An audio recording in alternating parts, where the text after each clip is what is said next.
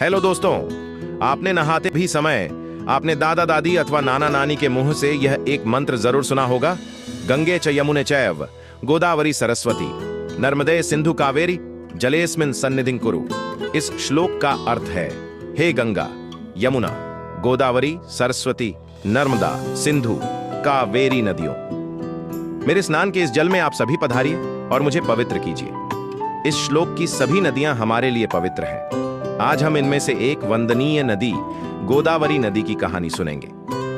यह उस समय की बात है जब एक बार महर्षि गौतम पर गौ हत्या का झूठा आरोप लगा था।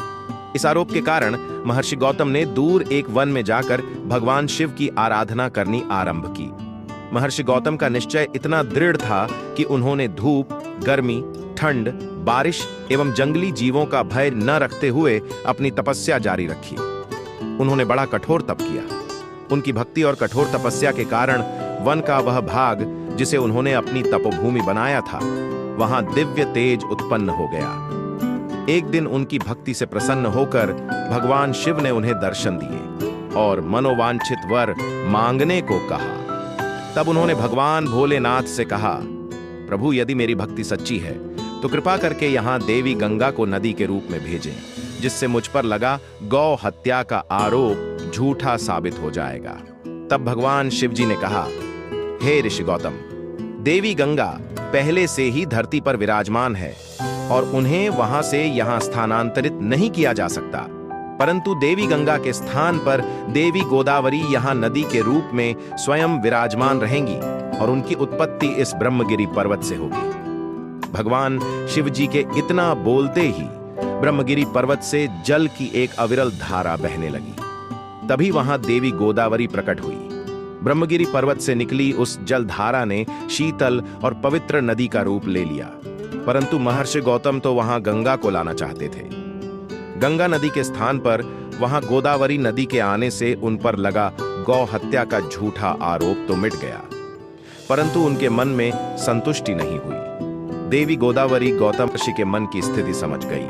उन्होंने भगवान शिव से प्रार्थना की, हे महादेव, आप यहाँ ज्योतिर्लिंग के रूप में विराजमान हो जाएं, जिससे महर्षि गौतम के मन में कोई भी संशय न रहे। भगवान शिवजी ने देवी गोदावरी की यह बात सहर्ष स्वीकार कर ली और वहां पर एक ज्योतिर्लिंग के रूप में प्रकट हुए। उन्होंने गोदावरी से कहा कि आज से यह ज्योतिर्लिंग त्र्यंबकेश्वर के नाम से जाना जाएगा। भगवान शिवजी के 12 ज्योतिर्लिंग हमारी पवित्र भारत भूमि पर विराजमान हैं।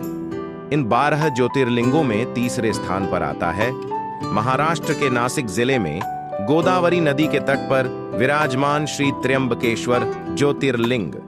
यह ज्योतिर्लिंग ब्रह्मगिरि पर्वत के निकट स्थित है। इसी ब्रह्मगिरि पर्वत से ही गोदावरी नदी का उद्गम होता है।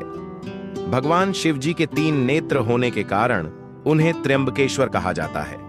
जो भी मनुष्य सच्चे मन और उचित भावना से गोदावरी नदी में स्नान करने के बाद इस ज्योतिर्लिंग के दर्शन करता है, उसकी सभी इच्छाएं पूरी हो जाती हैं। इसलिए गोदावरी नदी मां गंगा के समान ही पवित्र मानी जाती है। ऋषि गौतम के कठोर तप से पृथ्वी पर आने के कारण गोदावरी नदी को गौतमी के नाम से भी जाना जाता है। इस नदी में स्नान करने से सारे पाप धुल जाते हैं। इसलिए गोदावरी को वृद्ध गंगा और प्राचीन गंगा के नाम से भी जाना जाता है। गोदावरी नदी भारत के 4 राज्य महाराष्ट्र, तेलंगाना, छत्तीसगढ़ और आंध्र प्रदेश में बहती है। ऐसे ही और जानकारी के लिए वीडियो को लाइक करें, चैनल को सब्सक्राइब करें।